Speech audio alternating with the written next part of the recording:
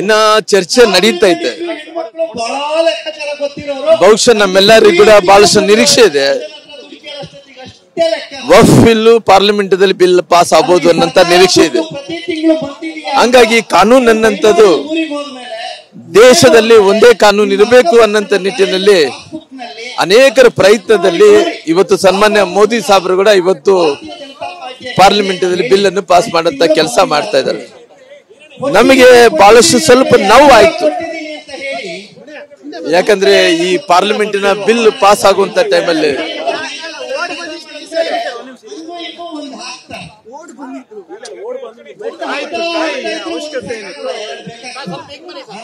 ಬಹಳ ದಿನಗಳ ನಿರೀಕ್ಷೆ ಇವತ್ತು ವಕ್ಫ್ ಬಿಲ್ ಪಾಸ್ ಆಗಬೇಕು ಅಂತೇಳಿ ಬಹಳಷ್ಟು ಜನರ ನಿರೀಕ್ಷೆ ಇತ್ತು. ಆ ನಿರೀಕ್ಷೆ ತಕ್ಕಂಗೆನೆ ಕರ್ನಾಟಕದಿಂದ ಕೂಡ ಈ ಬಿಲ್ ಮಂಡನೆ ಮಾಡುವಂತ ಟೈಮಲ್ಲಿ ಬಿಲ್ ತಯಾರು ಮಾಡುವಂತ ಟೈಮಲ್ಲಿ ಕೂಡ ಏನಿವತ್ತು ಮಠಮಾನ್ಯಗಳ ಆಸ್ತಿ ಹಿಡ್ಕೊಂಡು ರೈತರ ಹೊಲಗದ್ದೆಗಳನ್ನು ಹಿಡ್ಕೊಂಡು 12ನೇ ಶತಮಾನ 2ನೇ ಶತಮಾನ 5ನೇ ಶತಮಾನದಲ್ಲಿದ್ದಂತ ಎಲ್ಲ ಆಸ್ತಿಗಳನ್ನು ವಕ್ಫ್ ಅಂತೇಳಿ ಏನ್ ಇವತ್ತು ಅವರು ಘೋಷಣೆಯನ್ನು ಮಾಡಿಕೊಂಡಿದ್ರು, ಇದ್ರ ಸಲುವಾಗಿ ಬಹಳಷ್ಟು ಅಧ್ಯಯನ ಮಾಡಬೇಕು ಅಂತೇಳಿ ಕೆಲವೊಂದು ನಮ್ಮ ನಾಯಕರು ಎಲ್ಲರೂ ಕೂಡ ಜವಾಬ್ದಾರಿಯನ್ನು ಕೊಟ್ಟಿದ್ರು. ಅದರಲ್ಲಿ ಅವತ್ತಿನ ಬಸವರಾಜ ಪಾಟೀಲ್ ಯತ್ನಾಳ್ ಬಸವನಗೌಡ ಪಾಟೀಲ್ ಯತ್ನಾಳ್ ಕೂಡ ಇದ್ರು, ರಮೇಶಣ್ಣ ಜಾರಕಿಹೊಳಿ ಅವರು ಕೂಡ ಇದ್ರು, ಬಹಳಷ್ಟು ಮಂದಿ ಮಾಜಿ ಶಾಸಕರು ಹಾಲಿ ಶಾಸಕರು ಎಲ್ಲರೂ ಕೂಡ ಸೇರಿಕೊಂಡು ಅಲ್ಲಿ ಪಾರ್ಲಿಮೆಂಟ್ನಲ್ಲಿ ಅಧ್ಯಕ್ಷರಿಗೆ ಆ ವರದಿಯನ್ನು ಕೂಡ ಕೊಡುವಂತ ಕೆಲಸ ಮಾಡಿದ್ರು.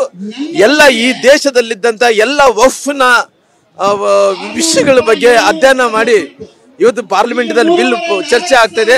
ಇವತ್ತೇ ನಾಳೆ ಒಳಗಡೆ ಬಿಲ್ ಪಾಸ್ ಆಗುವಂತ ಕೆಲಸ ಕೂಡ ಆಗುತ್ತೆ. ಹಂಗಾಗಿ ಇವತ್ತು ದೇಶದಲ್ಲಿ ಒಂದೇ ಕಾನೂನು ಇರಬೇಕು ಅನ್ನೋಂತ ನಿಟ್ಟಿನಲ್ಲಿ ಇವತ್ತು ಬಿಲ್ ಪಾಸ್ ಆಗುವಂತ ಕೆಲಸ ಆಗ್ತಾ ಇದೆ. ಈ ರಾಜ್ಯದ ಜನರು ವಿಶೇಷವಾಗಿ ದೇಶದ ಪ್ರಧಾನಮಂತ್ರಿ ನರೇಂದ್ರ ಮೋದಿ ಅವರಿಗೆ ಒಕ್ಕೂರದಿಂದ ಇವತ್ತು ಅಭಿನಂದನೆಗಳು ಸಲ್ಲಿಸುವಂತ ಕೆಲಸ ಕೂಡ ಈ ದೇಶದ ಜನರು ಮಾಡ್ತಾರ.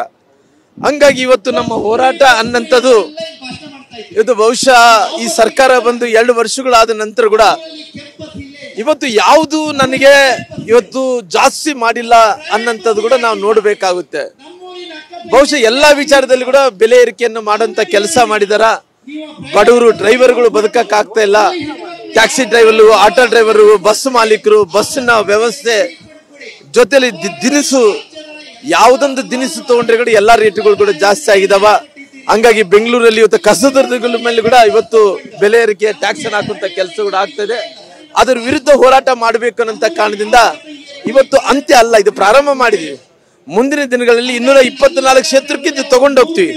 ಖಂಡಿತವಾಗಿ ಎಲ್ಲಿ ತನಕ ಕೂಡ ಈ ಸರ್ಕಾರ ಅನ್ನಂಥದ್ದು ಯಾವತ್ತು ಎಲ್ಲಿ ತನಕ ಕೂಡ ಸಂಪೂರ್ಣವಾಗಿ ಅಧಿಕಾರವನ್ನು ಕಳ್ಕೊಡಲ್ಲನೋ ಅಲ್ಲಿ ತನಕ ಭಾರತೀಯ ಜನತಾ ಪಾರ್ಟಿ ಹೋರಾಟ ಅನ್ನಂಥದ್ದು ನಾವು ನಿರಂತರವಾಗಿ ಹೋರಾಟವನ್ನು ಮಾಡ್ಕೊಂತ ಹೋಗ್ತೀವಿ.